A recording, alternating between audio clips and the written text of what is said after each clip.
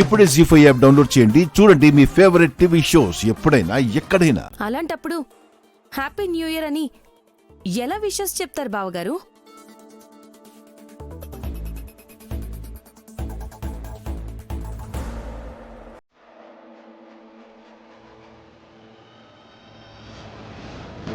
అవును కదా రాజా, మీ అమ్మేంటి అయ్యింది మడత కాజా? అక్క పొరపాటున ఆ సంవత్సరం చెప్పినట్టుంది. అవకాశమే లేదత్తయ్యా.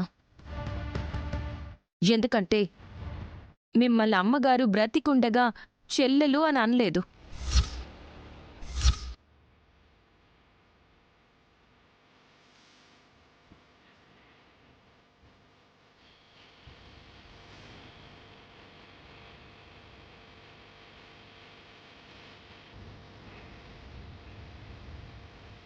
మీ మొహాలు మీరు చూడ్డం కాదబ్బీ, మీ తంబి చూస్తున్నాడు, చూడండి.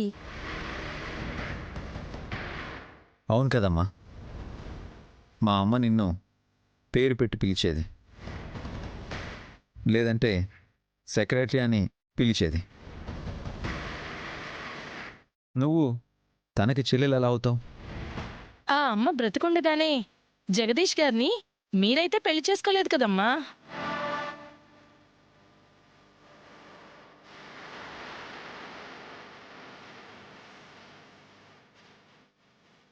అవును, లేనే లేదు. గాయత్రదన చనిపోయాకే వల్లభనే విక్రాంతిని తీసుకొచ్చి మా అన్నయ్యని ఆశ్రయించింది.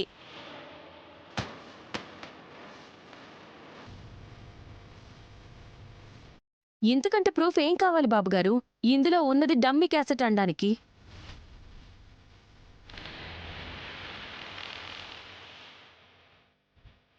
ఏదేమైనా మిమిక్రీ చెప్పిన ఆవిడ అద్దర్గొట్టింది. అచ్చం గాయత్రత్తయ్య గొంతులాగే ఉంది.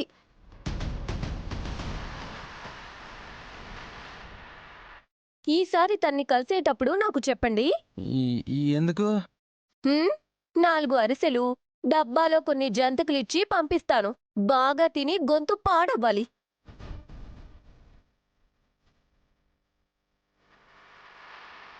అత్తయ్య, ఇది మీరు చేసిన పనేనా? ఇప్పుడేంటి, గాయత్రక్క నన్ను పొగడకూడదా? జరగని పని ఏ జన్మలోనూ జరగదు. అమ్మా, మీరు మంచివాళ్ళు, గొప్పవాళ్ళు అని అనిపించుకోవడానికి అవలంబించే పనులు ఉన్నతంగా ఉండాలే తప్ప ఇలా చెప్పించుకోకూడదు. దీన్నేమంటారో తెలుసా? డబ్బా కొట్టుకోవడం అంటారు. కొట్టడం కాదు విక్రాంత్, కొట్టించుకోవడం.